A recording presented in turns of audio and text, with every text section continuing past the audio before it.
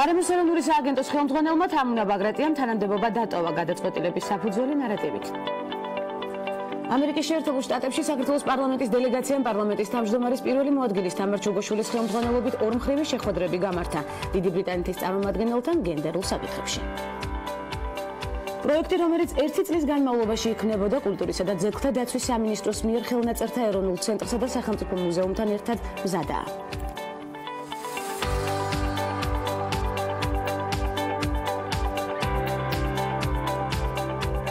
15 მარტია დღეს წარმატებული ხუთშაბათი და მზად ვართ მოვლენების ეპიცენტრში მოქცევისთვის. ნახოთ გადაცემის ანონსი, საინტერესო სტუმრების ჩამონათვალი და საქართველოში განვითარებული მოვლენებით დავიწყოთ ამბის თხრობა. დილამშვიდობის.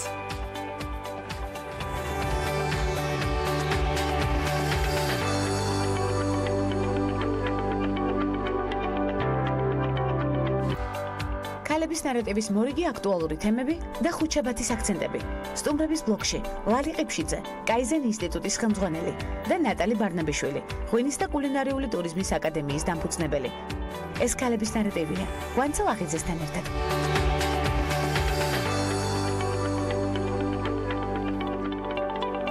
გარემოს ეროვნული სააგენტოს ხელმძღვანელმა თამუნა ბაგრატიამ თანამდებობა დატოვა. როგორც ბაგრატია სოციალურ ქსელში განმარტავს, გარემოს ეროვნული სააგენტოს უფროსის თანამდებობას პირადი განცხადების საფუძველზე ტოვებს. სააგენტოს უფროსიდან ჩემი წასვლის მიზეზი ბუნებრივია არ არის ზედაპირული, თავის თავში მოიცავს ბევრ სიღრმისეულ მიზეზს, რომელთა შესახებ უფრო ვრცლად მოგვიანებით ვისაუბრებ, აცხადებს თამუნა ბაგრატია. მოგვიანებით ინტერპრეს ნიუსთან მან თქვა, რომ მიზეზი ხელმძღვანელობასთან პრინციპულ საკითხებზე შეუთანხმებლობა გახდა. თამუნა ბაგრატია გარემოს ეროვნულ სააგენტოს თითქმის 3 წლის განმავლობაში ხელმძღვანელობდა და ჩვენ არაერთ ქსის გაგვიხილავს ქალების ნარატივში მისი პროფესიული გზა. ამერიკის შეერთებულ შტატებში საქართველოს პარლამენტის დელეგაციამ პარლამენტის თავმჯდომარის პირველი მოადგილის თამარ ჩუგოშვილის ხელმძღვანელობით ორმხრივი შეხვედრები გამართა დიდი ბრიტანეთის წარმომადგენელთან გენდერულ საკითხებში ჯოანა როპერთან. ჯოანა როპერმა ინტერესი გამოხატა სავალდებულო გენდერული კვოტირების ინიციატივასთან დაკავშირებით, რომელსაც საქართველოს პარლამენტი განიხილავს შემდეგ კვირაში. როპერმა შეხვედრისას აღნიშნა, რომ ოჯახში და ქალთა მიმართ ძალადობა დიდ ბრიტანეთში სერიოზულ პრობლემას წარმოადგენს და რომ ამ მხრივ საქართველოს მიერ სტამბოლის კონვენციის რატიფიკაცია მისაბაძი მაგალითია ბევრი ქვეყნისთვის. საქართველოს დელეგაციის წევრები ასევე შეხვდნენ ჯანეტ კამილონს, დომინიკის რესპუბლიკის ქალთა მინისტრს. ცნობისთვის 2016 წლიდან საქართველოს პარლამენტში დომინიკის რესპუბლიკის მეგობართა ჯგუფი არსებობს და სწორედ ეს თემაც გაგვიხილავს ჩვენ ქალების ნარატივში. ევროპასთან ინტეგრაციის კომიტეტის თავმჯდომარე თამარ ხულურდავა ამერიკის შეერთებული შტატების საელჩოს პოლიტიკურ ოფიცერს კრისტი მორთჰოტს შეხვდა. თამარ ხულურდავამ სტუმარს კომიტეტის ძირითადი პრიორიტეტები გააცნო, ასევე წარუდგინა კომიტეტის სამოქმედო გეგმა და ევროპასთან ინტეგრაციის კომიტეტის 2017 წლის საქმიანობის ანგარიში. შეხვედრაზე მხარეებმა სხვა პრიორიტეტულ მიმართულებებზე ისაუბრეს, მათ შორის როგორც საკანონმდებლო, ისე საზედამხედველო ფუნქციების განხორციელების მნიშვნელობაზე. თამარ ხულურდავამ ხაზი გაუსვა ამერიკის შეერთებული შტატების როლს საქართველოს განვითარებაში და მისი მხარდაჭერის მნიშვნელობას საქართველოს ევროპული და ევროატლანტიკური მისწრაფებებისადმი. კრისტი მორთჰოტმა საქართველოს საგარეო პოლიტიკური კურსის მიმართ ამერიკის შეერთებული შტატების მყარი მხარდაჭერა გამოხატა და ინტერესი გამოთქვა კომიტეტის საქმიანობის მიმართ ასოცირების შეთანხმების განხორციელების პროცესში. პარლამენტის იურიდიულ საკითხთა კომიტეტის თავმჯდომარე მეკა ბესელიამ პარიზში გამართულ ევროსაბჭოს საპარლამენტო ასამბლეის იურიდიულ საკითხთა და ადამიანის უფლებათა დაცვის კომიტეტის სხდომაში მიიღო მონაწილეობა. კომიტეტის წევრებმა ჰიბრიდულ ომთან დაკავშირებით არსებულ სამართლებრივ გამოწვევებზე და ადამიანის უფლებათა ვალდებულებებზე, ასევე ტერორიზმთან ბრძოლის საკითხებზე იმსჯერეს და შესაბამისი რეზოლუციების პროექტებიც მიიღეს. იურიდიულ საკითხთა და ადამიანის უფლებათა დაცვის კომიტეტმა განიხილა ევროპის საბჭოს წევრ ქვეყნებში ადამიანის უფლებათა დამცველების დაცვის საკითხი და კოპენჰაგენის დეკლარაციის პროექტი ადამიანის უფლებათა ევროპული სისტემის შესახებ მომავლის ევროპაში. საქართველოს ქალთა მოძრაობა, რომელიც 2000-მდე ქალის არაფორმალური სამოქალაქო გაერთიანება გახლავთ, მოუწოდებს სახალხო დამცველს მხარი დაუჭიროს ქალთა მოძრაობის ერთ-ერთ ლიდერს ბაია პატარაიას საქართველოს საზოგადოებრივი მაუწყებლის სამეურვეო საბჭოს წევრის პოზიციაზე. საკონკურსო კომისიამ მაუწყებლის სამეურვეო საბჭოს წევრობის 15 კანდიდატიდან 12 საუკეთესო შეარჩია და წარუდგინა კიდეც პარლამენტს. 10 სამუშაო დღის ვადაში წარდგენილი კანდიდატებიდან თავიანთი კანდიდატები უნდა დაასახელოს სახალხო დამცველმა, აჭარის ავტონომიური რესპუბლიკის უმაღლესმა საბჭომ, ასევე საპარლამენტო საპარლამენტო უმრავლესობამ და უმცირესობამ.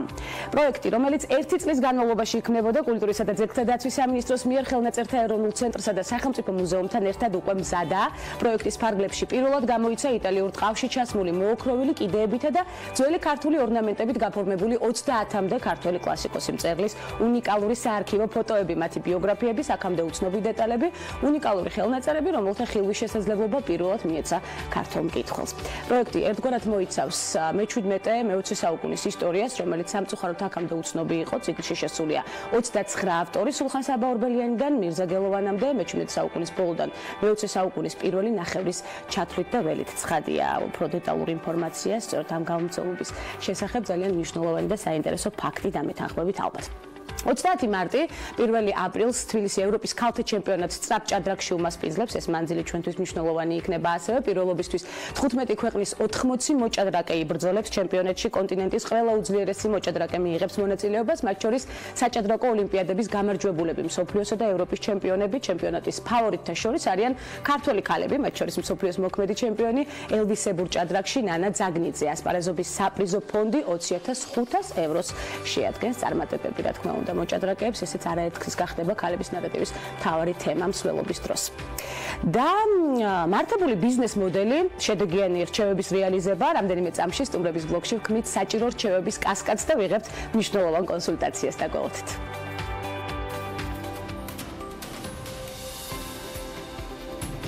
ნიკი ჰეილი ცნობილი ამერიკელი პოლიტიკოსი და ფილანთროპია, რომელიც სამხრეთ კაროლინის მთავრობაში მსახურობდა. 45 წლის ასაკში გახდა ყველაზე ახალგაზრდა გუბერნატორი, ასევე იყო სამხრეთ კაროლინის პირველი ქალი გამგებელი. ბობი ჯიდალის შემდეგ გახდა მეორე ინდოელ-ამერიკელი, რომელიც შეერთებული შტატების სახელმწიფო სამსახურში მსახურობდა.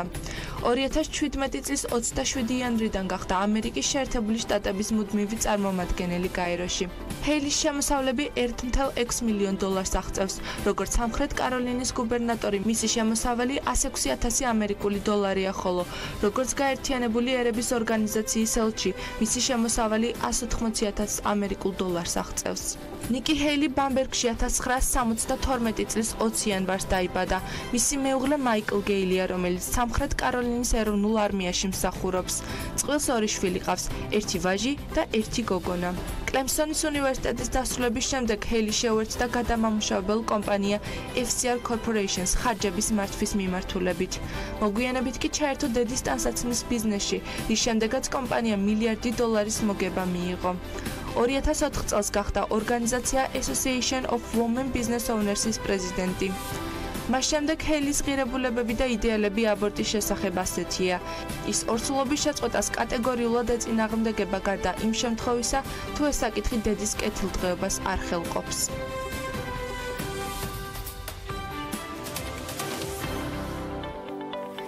კონსულტაცია წარმატების საწინდარია, მნიშვნელოვანი რჩევის გათვალისწინება უკვე მომდევნო წინ გადადგმული ნაბიჯი დამეთანხმებით, პროფესიონალებთან გუნდური პრინციპით მუშაობა და საქმის სიყვარული უკვე შედეგი ცხადია. გამოცდილების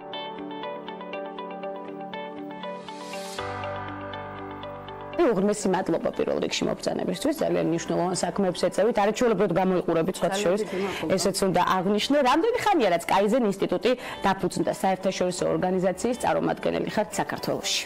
კაიზენ ინსტიტუტი საქართველოს დაფუძნდა 2017 წლის მაისში და ეს იყო პირველი ოფიციალური რეგისტრაციის თარიღი. თუმცა ამის შემდეგ გავიარეთ ძალიან ბევრი ნაბიჯი. ამას მოყვა ლიცენზირება, ამას მოყვა ვებ გვერდის ქართულ ენაზე თარგმნა, რაც არ იყო მარტივი საქმე, იმიტომ რომ კაიზენი უცნობია ძალიან ბევრისთვის საქართველოში და ჩვენ თვითონ გვიწევდა ამ ყველაფრის გაკეთება, რა თქმა უნდა. რამდენად არის დღეს საქართველოში ბიზნეს კონსულტაციების კულტურა? ლალი, სწორედ აი ამ მიმართულებით მინდა კითხოთ, უცნობი ახსენეთ და საერთოდ ასეთი ორგანიზაციების კიდევ უფრო პოპულარობისკენ გაწევა, იმიტომ რომ უჭირს ბიზნეს კონსულტაციების მიღება დამეთანხმეთ. ეს პრობლემა დგას დღის წესრიგში. ნამდვილად. თქვენს შემთხვევაში როგორ ხდება თქვენი კომპანიის და ორგანიზაციის, როგორია მომართვიანობა? კლებისკენ არის უფრო თუ მზარდია? იცით რა, მომართვიანობა მზარდია გამდინარე იქიდან, რომ დაახლოებით თებერვლიდან შევედით ფუნქციონალობა, ასე ვთქვათ, დავიწყეთ უფრო მეტად თებერვლიდან მიმდინარე წლის, რადგან ეს იყო გაცნობიტი ეტაპი ადამიანებისთვის, მათ შორის ჩვენი ყოფილი კლიენტებისთვის და მათ ვინც უკვე იცოდა ჩვენი ხარისხის შესახებ, ჩვენი მომსახურების შესახებ და ჩვენი კვალიფიკაციის შესახებ, ისინი გვენდნენ და წამოყვნენ ძალიან მარტივად. სოფლიოში რამდენი ხანია რაც არსებობს კაიზენ ინსტიტუტი? საქართველოში 1995 წლიდან ოპერირებს.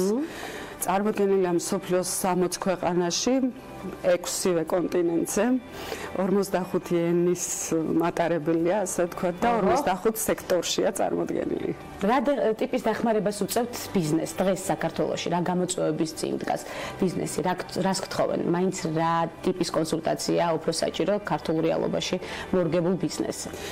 იცით რა, ძალიან ხშირია ბიზნეს პროცესების ოპტიმიზაციაზე მოთხოვნა, იმიტომ რომ ეს არის ყოველთვის ის სფერო, სადაც უჭირს ადამიანს, განსაკუთრებით იმ ეტაპზე, როდესაც ხდება კომპანიის გაზრდა და თქვათ პატარა მოცულობიდან იზრდება დიდისკენ. ამ დროს ხდება ბიზნეს პროცესების არევა, ბევრი კადრის მიღება, რაღაცა საკითხები არ არის გავლილი, დაალაგებული და აქედან გამომდინარე ხდება შეიძლება შემდეგ უკვე საქმის წარმატებაც ჩაიშალოს, ამიტომ ბიზნეს მოდელი უნდა იყოს გამართული, თუ არა თქვენ იცით ეს ძალიან კარგად. ქალი ბიზნესმენები თუ მოგმართავენ ხშირად, იმატა თუ არა სწორედ ქალი ბიზნესმენების რაოდენობა, თუნდაც თქვენს ორგანიზაციაში ჯერ სულ პატარაა 2017 წელს დაარსდა როგორც თქვით საქართველოში წარმომადგენლობა, თუმცა თვითონ ორგანიზაცია 1985 წლიდან არსებობს, როგორც თქვი, ისტორია ძალიან დიდი აქვს. საქართველოში რა ხდება ქალი ბიზნესმენების გააქტიურების კუთხით? ვიცი რომ ეს თქვენთვის ერთ-ერთი მთავარი და საინტერესო თემაა, წლების წინ მუშაობდით სწორედ ამ მიმართულებით. კი ბატონო, მე ვმუშაობდი ქალთა უფლებების მიმართულებით და წელს გახლდათ 2014-16 წლების სულ უახლოესი წარსულიდან რო ველაპარაკოთ, გახლდით USAID-ის ერთ-ერთი პროგრამის ხელმძღვანელი, რომელიც მუშაობდა ქალთა ეკონომიკურ გაძლიერებაზე სამცხე-ჯავახეთსა და ქვემო ქართლის რეგიონში და იქ გავხსენით ქალთა ოთახები, მუნიციპალური ქალთა ოთახები, სადაც ნებისმიერ ქალბატონს და მათ შორის ბიზნეს ქალბატონს შეუძლია მიმართოს და მიიღოს კონსულტაციები. ეს ერთი მიმართულება და რაც შეეხება ბიზნესმენი ქალბატონების მომართვიანობას, კი, რა თქმა უნდა, ძალიან ბევრთან გვაქვს შეხვედრა და მათ შორის ეს ტენდენცია მათ შორის უწევთ უფასო კონსულტაციას, იმიტომ რომ როგორც წესი, ქალი ბიზნესმენები ჩვენთან ხელმძღვანელობენ მცირე ან საშუალო ბიზნესს და შესაბამისად საწყის ეტაპზე ვუწყობთ ხელს მაქსიმალურად უფასოდ. ეს არის ძალიან მნიშვნელოვანი, სხვათა შორის ჩვენ ამ თემას არაერთხელ შევეხებით ქალების ნარატივში თქვენთან ერთად, თუ რა თქმა უნდა კომფორტულად იგრძნობთ თავს ჩვენს გადაცემაში. თქვენ თავად რომელ ბიზნესში ჩადებდით ინვესტიციას? ლალი. მე ძალიან მომწონს აგრარული ბიზნესი. ძალიან მომწონს. და მის პოტენციალს და მომავალსაც კარგად ხედავთ. კი ბატონო, საქართველოში მას აქვს განვითარების პოტენციალი და შესაბამისად, რადგან საქართველოს 80% მოსახლეობის ცხოვრობს რეგიონებში. ამ სფეროს განვითარებას მოყვება ძალიან დიდი დასაქმება და შესაბამისად მოყვება ეკონომიკური ეფექტი ქვეყნისთვის ზოგადად. მახსოვს კიდევ ერთხელ უნდა გავიხსენო თქვენი ერთ-ერთი პროფესიული მიმართულება, სწორედ უფლებებზე გქონდათ გადაცემა, რადიო გადაცემა. კი ბატონო. ანუ ფაქტობრივად ჩემი კოლეგა ბრძანდებით, აქაც ამ მიმართულებით გენატებათ თუ არა. გენატებათ თუ არა თქვენი წამყვანობის პერიოდი, დავარქვათ ასე და ახლა რა ტიპის გადაცემას წაიყვანდით? კვლავ უფლებებზე გამახვილებდით ყურადღებას? მონატრებით იმდენად ხშირად ვიცვლი მიმართულებებს, ანუ ბიზნეს მიმართულებებს, აქტივობებს ზოგადად, რომ მონატრებით ნაკლებად მენატრება დროც არ მაქვს სამისოდ და მოსანატრებლად, თუმცა მინდა გითხრათ, რომ ალბათ უფრო ამ მიმდინარე ეტაპზე სასურველი იქნება ბიზნეს საკონსულტაციო მიმართულების და კონკრეტულად ლინ მენეჯმენტის მიმართულების გააქტიურება საქართველოში, რასაც წარმოადგენს კიდეც კაიზენ ინსტიტუტი. სამომავლო გეგმები როგორია საქართველოში კაიზენ ინსტიტუტის და სხვა საერთაშორისო კომპანიების მოზიდვასაც ხომ არ გეგმავთ უახლოეს მომავალში ჩვენთან? ჯერჯერობით იმდენად მოცულობითია კაიზენ ინსტიტუტი, რომ ეს ამ ეტაპისთვის საკმარისი იქნება. სამომავლოდ ნახოთ, ალბათ ისევ შეიძლება შევიცვალო რაღაც მიმართულება აქტივობის და ალბათ შესაძლებელი იქნება რამე სიახლეზეც ვიფიქრო, იმიტომ რომ კაიზენი თვითონ ბუნებით ნიშნავს მუდმივ ცვლილებას უკეთესობისკენ და ეს არის ზუსტად მიმდინარეობა კაიზენის, რომ ფაქტობრივად სლოგანად შეგვიძლია ვაქცინოთ. ბატონო. ცვლილება უკეთესობისკენ. თქვენ ამას ჯანსაღი ცხოვრების წესითაც ახერხებთ. ლალი, ესეც აუცილებლად უნდა აღვნიშნო, მიუხედავად გადატვირთული სამუშაო გრაფიკისა, თქვენ დილით დროს უთმობთ იოგას, ხომ ასეა? ყოველდღიურად ხდება ეს? ყოველდღიურად სამწუხაროდ ვერა, იმიტომ რომ გახლავთ ორი შვილის დედა და შესაბამისად მათზე ზრუნვაც მიწევს და აქედან გამომდინარე, როდესაც ვახერხებ სიამოვნებით და შემდეგ მთელი დღე სხვა განწყობით მიმდინარეობს, სხვანაირად. ეს არის მნიშვნელოვანი რჩევა ჩვენთვის ნამდვილად, როდესაც ჯანსაღ ცხოვრების წესზე ხარ ორიენტირებული, საქმეც ძალიან მარტივად გამოდის და ყველა საქმეს, რასაც ხელს მოვკიდებთ, ის აუცილებლად იქნება შედეგიანი და წარმატებული. თქვენს მაგალითზე უღრმესი მადლობა მობრძანებისთვის, ლალი. ძალიან ბევრი საკითხი გვაქვს კიდევ განსახილველი, რომელსაც მოვახერხებთ ქალების ნარატივის სერიალში. ჯერ პირველად იყავით და პორტფელი აუცილებლად უნდა შეგვექმნა, თუმცა ბევრი მნიშვნელოვანი საკითხი დაგვრჩა კიდევ განსახილველი, რომელსაც ეტაპობრივად სხვა გადაცემებში მოვახერხებთ, მათ შორის ის რეგიონებში გახსნილი ოთახები. მე ხათუნასთან მქონდა სწორედ საუბარი ამ თემაზე და ჩვენ აუცილებლად შევეხებით რამდენჯერმე არასწორად ამიმართულებას. ფუნქციონირებს უკაცრავად რო შეგაწყვეტინეთ, ეს დღემდე შენარჩუნებულია, იმიტომ რომ მდგრადობის პრობლემა ყოველ პროექტს აქვს და განსაკუთრებით USAID-ის მიერ დაფინანსებულ პროექტებს და ამაზე ძალიან დეტალურად და სკრუპულოზურად ვმუშაობდი და მადლობა ღმერთს ის შენარჩუნებულია დღემდე. და შემდგარია რაც მთავარია. მადლობა მობრძანებისთვის. ლალი ყიფშიძე, კაიზენ ინსტიტუტის ხელმძღვანელი სტუმრობდა გადაცემას ქალების ნარატივი, საინტერესო და მამოტივირებელი ნარატივით ცხადია. მცირე სარეკლამო ბლოკის შემდეგ ბრუნდებით უკვე უცხოეთში განვითარებული მოვლენებით, მორგ საინტერესო სტუმართან ერთად დაგველოდით.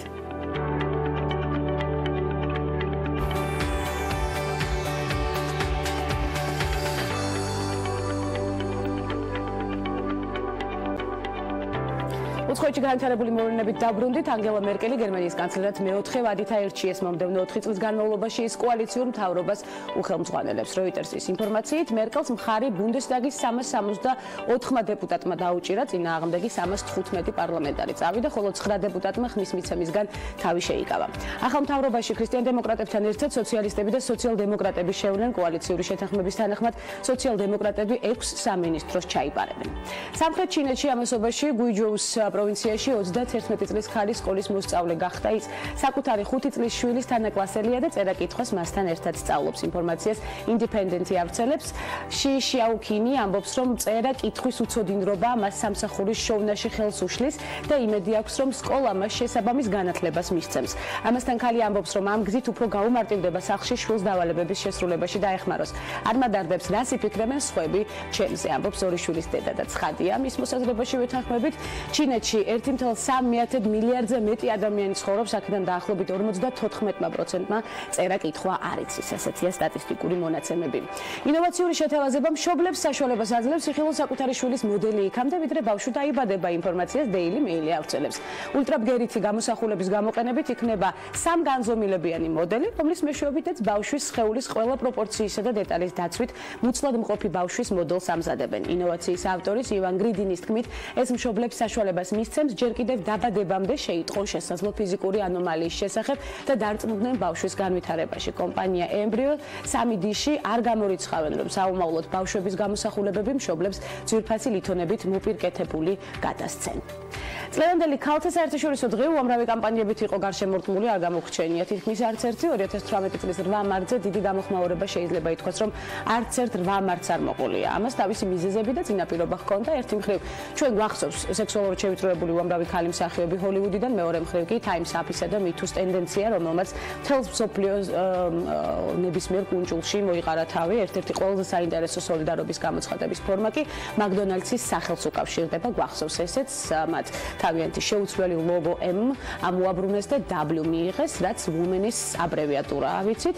შემოქმედებითმა გაერთიანებამ ორგანიზაციამ, რომელიც მიზნად ისახავს ნიჭიერ ქალებს ხელი შეუწყოს შემოქმედებით ინდუსტრიებში განვითარებისთვის, გადაწყვიტა შეცვალოს მარკირებული ბრენდის ლოგოები იმისთვის, რომ მარკეტინგში გენდერის ბალანსირება მოხდეს.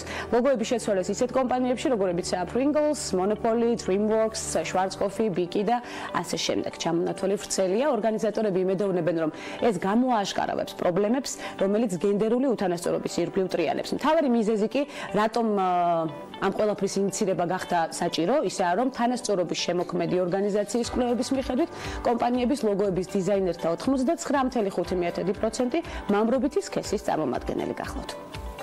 სამსახურში მკვეთრი მაკიაჟის მქონე ქალ უფროსებს თანამშრომლები უფრო ნაკლებად განიხილავენ კარგ უფროსებად, ვიდრე ისეთებს, რომლებიც მსუბუქ მაკიაჟს ატარებენ ან სულ არ აქვთ მაკიაჟი. ამის შესახებ ახალ კვლევაში წერია, რომელზეც Daily Mail წერს. სამსახურში ქალი და კაცი თანამშრომლები ფიქრობენ, რომ ქალი უფროსი ძლიერი ლიდერია თუ ის მაკიაჟს არ იყენებს. კვლევის ავტორების განცხადებით, ამის მიზეზი შესაძლოა სექსიზმში იყოს ჩამალული, მათი თქმით, გავრცელებული სტერეოტიპული მოსაზრების გამო ქალის მიმზიდველობა უფრო მისაღებია მაშინ, როდესაც მას რაიმე განსაკუთრებული როლი არ აკისრია. კვლევის მიზანი იმის დადგენა იყო, თუ როგორ მოქმედებს მაკიაჟი სამსახურში ქალის დომინანტურობაზე. კვლევაში 168 ადამიანი მონაწილეობდა, ორივე სქესის წარმომადგენელი. მათ უჩვენეს ფოტოები, რომელთა ნაწილზეც ხელმძღვანელი ქალები მაკიაჟით, ნაწილზე კი მის გარეშე იყვნენ გამოსახულნი. ორივე სქესის წარმომადგენლებმა უარყოფითად დაახასიათეს იმ ქალის ლიდერების შესაძლო თვისებები, რომელსაც მაკიაჟი ჰქონდა დატანებული სახეზე. ძალიან საინტერესო კვლევაა, ვფიქრობ, ვერ დავეთანხმებით ამ მიმართულებას, მე რომ იმეღო კვლევაში მონაწილეობა ნამდვილად არ დავეთანხმებოდი ამ მოსაზრებას. 30 მარტს კინოთეატრებში მარიამ მაგდალინელის შესახებ ფილმი გამოდის, რომელშიც უარყოფილია მანამდე მასზე გავრცელებული ცნობები. ახალ ფილმში ცნობილი სცენარი შეცვლილია, რათა მაგდალინელი სხვა სახით დავინახოთ თავისუფალი მოაზროვნე, რომელიც იესო ქრისტეს სიკვდილისა და აღდგომის მოწმე იყო და რომ იმსახურებს მოციქულის წოდებას. მტკიცებულება იმის შესახებ, რომ მარიამ მაგდალინელი მეძავი იყო, პაპი გრიგოლ პირველისგან მოდის, რომელმაც 591 წელს განაცხადა, რომ მაგდალინელი იყო მეძავი, რომელიც იესო ქრისტემ შეიწყალა. ფილმში მარიამ მაგდალინელის როლს რუნი მარა ასრულებს, ხოლო იესო ქრისტეს ხოაკინ ფენიქსი განასახიერებს. ველით ეკრანიზაციას მოუთმენლად და განვიხილავთ კვლავ ჩვენს პროექტებში ცხადია. კამერონ დიაზმა სამსახიობო კარიერა ოფიციალურად დაასრულა. ინფორმაცია ამის შესახებ მსახიობის უახლოესმა მეგობარმა სელმა ბლერმა გაავრცელა. ბლერის თქმით, კამერონი ეკრანზე გამოჩენას აღარ აპირებს და მთელს დროს ოჯახს დაუთმობს. წლების წინ ერთ-ერთ ფილმში ერთად მონაწილეობთ, მე მას გაგრძელებაში მონაწილეობა შევთავაზე, თუმცა კამერონმა მითხრა, რომ ეს არ სურდა, რომ დაიღალა და კინოკარიერა უკვე დაასრულა კიდეც. ზუსტად ვიცი, რომ იმით რაც აქვს, უზომოდ ბედნიერია და კინოში თამაში აღარ სჭირდება, ამბობს ბლერი. უახლოეს მომავალში კი ჯგუფი Cranberries ახალ ალბომს გამოუშვებს, რომელიც ჯერ კიდევ დოლორეს ორიორდანის თანამონაწილეობით შეიქმნა. დისკის ბედი საკმაოდ დიდი ხნის განმავლობაში წყდებოდა. ორიორდანის ტრაგიკულ გარდაცვალებამდე ალბომის რელიზი მარტში უნდა შემდგარიყო, თუმცა ამჯერად ამ რიცხვმა გადაიწია. ჯგუფის თაყვანისმცემლებს აქამდე უცნობი სიმღერებისა და ბონუს მასალების მოსმენის საშუალებაც მიეცა. ჟივენშის მოდის სახლის დამფუძნებელი უბერ დე ჟივენში 91 წლის ასაკში გარდაიცვალა. ოჯახის ცნობით დიზაინერი შაბათს 10 მარტს გარდაიცვალა, თუმცა ამის შესახებ ინფორმაცია ფრანგულმა სააგენტომ AFP-მ მხოლოდ გუშინ გაავრცელა. უბერ დე ჟივენში დიდი ხნის განმავლობაში იყო ოდრე ჰებერნისა და ჟაკლინ კენედის პერსონალური დიზაინერი. ვიცით, მისივე შექმნილია ოდრე ჰებერნის ცნობილი შავი კაბა ფილმ Breakfast at Tiffany-ში. უბერ დე ჟივენში მოდის სახლი ჟივენში 1952 წელს 25 წლის ასაკში დააფუძნა და კარგია რომ ეს თარიღიც გავიხსენეთ. და მორიგი მნიშვნელოვანი და საინტერესო ინფორმაცია მამოტივირებელი ცხადია. ტურისტული სეზონი ახლოვდება, შესაბამისად იწყება აქტიური ფიქრი იმაზე, თუ სად ვიმოგზაუროთ. სხვადასხვა ონლაინ გამოცემები უკვე აქვეყნებენ ცნობებს სხვადასხვა ტურისტული მიმართულებების შესახებ, რომლის მთავარ შემადგენელ ნაწილს განთავსების ადგილი წარმოადგენს. ამჯერად ქალების ნარატივმა თქვენი ყურადღება Business Insider-ის სტატიაზე შეაჩერა, რომელიც განსხვავებულ სასტუმროებს გვაცნობს. ანუკა ჯოხაძე გვერდება პირდაპირ ეთერში, რომელიც ამ სასტუმროებში ვირტუალურად გვამოგზაურებს. ანუკა, მოგესალმებით. გამარჯობა გვანცა, დღეს მე შევეცდები ჩვენს მაყურებელს მოვუყვე იმ სასტუმროების შესახებ, რომელიც ფართო მასებისთვის ნაკლებადაა ცნობილი, თუმცა მათ განსხვავებული დიზაინი და საინტერესო ადგილმდებარეობა აქვთ. ამ ყველაფერს კიდევ უფრო მიმზიდველს დაჯავშნის სიმარტივეც ქმნის, რადგან მათ შესახებ არც თუ ისე ბევრმა ადამიანმა იცის. შესაბამისად ადვილია ტურის დაგეგმაც. ერთ-ერთი საინტერესო სასტუმრო მასაჩუსეტსში მდებარეობს, რომელიც გაგიკვირდებათ და ნაპირთან ახლოს მდებარე შუქურაშია მოწყობილი.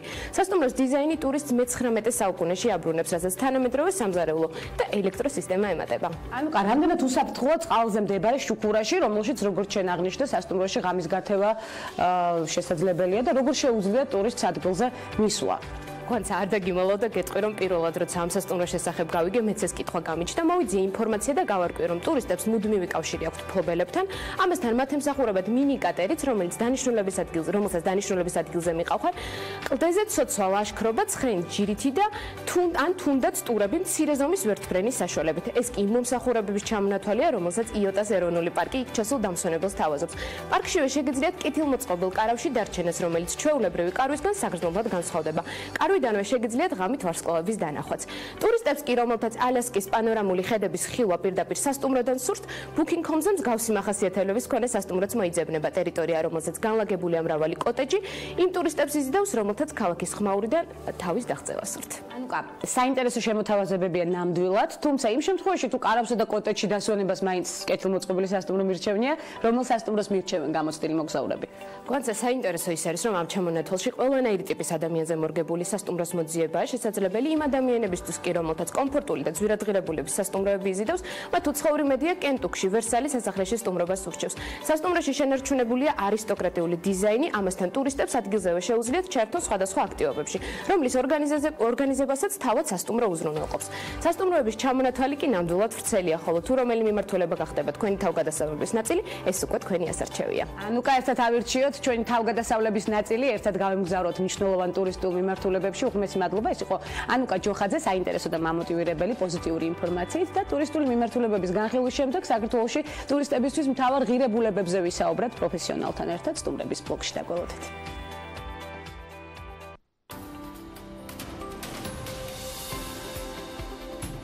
დღეს ის ერთ-ერთ ყველაზე გავლენიან ინდოელ ქალბატონად ითვლება. დაბადებულმა ინდოეთში ტრადიციულ საზოგადოებაში უდიდეს წარმატებას მიაღწია ამერიკულ ბიზნესში და ერთ-ერთი უმსხვილესი კორპორაციის PepsiCo-ს ტოპ მენეჯერი გახდა. ინდრა ნუი, რომლის ქალიშვილობის გვარი კრიშნა მურტია, 1955 წლის 28 ოქტომბერს დაიბადა ინდოეთის სამხრეთ-აღმოსავლეთით ქალაქ ჩიანიში. ინდრას პირველი სამსახური სტუდენტურ გაზეთში რეკლამის გაყიდვას წარმოადგენდა. შემდეგ დაიკავა პროდუქტ მენეჯერის პოზიცია ტექსტილის მწარმოებელ ადგილობრივ კომპანიაში და მოგვიანებით საქმიანობა მულტინაციონალურ კორპორაციაში Johnson & Johnson-ში განაგრძო. კარიერის მანძილზე ინდრა ნუის არაერთი ჯილდო და წოდება აქვს მიღებული. ის რამდენჯერმე იყო Wall Street Journal-ის 50 ყველაზე გავლენიან ქალბატონ შორის დასახელებული. ასევე ის არის მითითებული ჟურნალ Time-ში ანალოგიურ რეიტინგშიც. ჟურნალ Forbes-ის ყველაზე გავლენიანი ქალბატონების რეიტინგში კი ინდრა მე-13 პოზიციას იკავებს. კორპორაცია PepsiCo-ში აღმასრულებელი დირექტორის პოზიციაზე ინდრა ნუიმ 22.199.307 ამერიკული დოლარი გამოიმუშავა.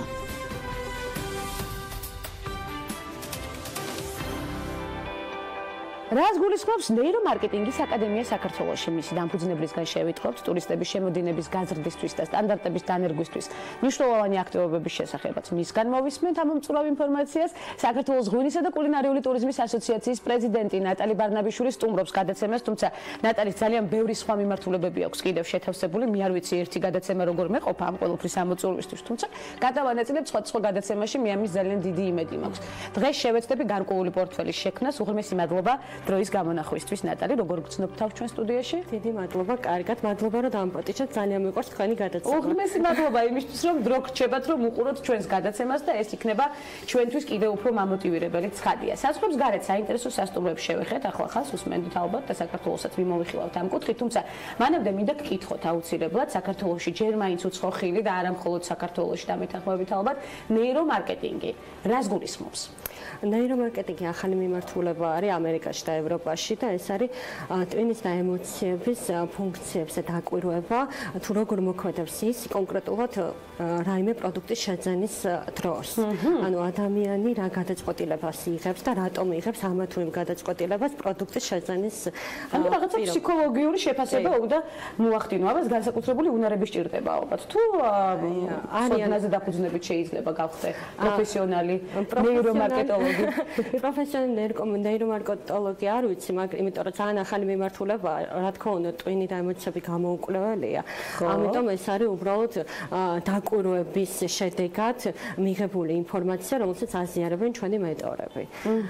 აქედან გამომდინარე, ძალიან საინტერესოა. და რატომ გადაწყვეტეთ სწორედ ამ აკადემიის დაარსება და რამდენად დიდი ჩართულობა და ინტერესია აკადემიის? ინტერესი და ჩართულობა ძალიან დიდია, იმიტომ რომ ახალია და ძალიან საინტერესო მიმართულება არის და გადავწყვეტეთ, იმიტომ რომ მარკეტინგის სფერო ვითარდება, ძალიან ბევრი მარკეტერი უკვე ინტერესდება ამერიკაში და ევროპაში მიმდინარე ახალი მიმართულებებით და ამის გამო დავაარსეთ ეს აკადემია მე და ჩემმა პარტნიორმა მეგობარმა ერთად და ფიქრობთ, რომ ეხლა უკვე ნელ-ნელა რეგიონებშიც გავიდეთ, ანუ თბილისში დავაარსეთ და დავიწყებთ ბათუმით და შემდეგ სხვადასხვა ქალაქებში. ალბათ წერენ კიდეც რეგიონებიდან და ინტერესი იქიდანაც მოდის. უახლოეს მომავალში აპრილში უკვე ბათუმში გადავალთ. რა საინტერესო, ყოველთვის სიახლეზე ორიენტირებული ნატალი ბარნაბიშვილი პირველი ნამდვილად ძალიან ბევრი მიმართულება ახლა თავად დარწმუნდებით იმდენს შევეხები რამდენსაც მოვასწრებ.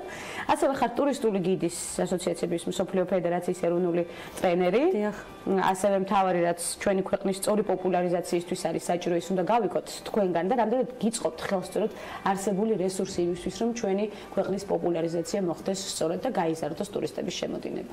ბატონო, არსებული რესურსი ძალიან დიდი გვაქვს საქართველოში და ჩვენ საქართველოს გიდების ასოციაციაში მსოფლიო გიდების ფედერაციის სტანდარტების მიხედვით ვამზადებთ გიდებს, რომლებიც უკვე შესაბამისად მაღალ პროფესიონალური გიდები არიან. არ არიან ეს ბევრი, დიდი რაოდენობა ნამდვილად არ არის, არიან ცოტანი, მაგრამ კარგი და პროფესიონალური გიდები ნამდვილად არიან საქართველოში. არიან და ის მითი რომ საქართველოში არ ყავს პროფესიონალი გიდები, იმ სხდება პირდაპირ ქალების ნარატივის ეთერში.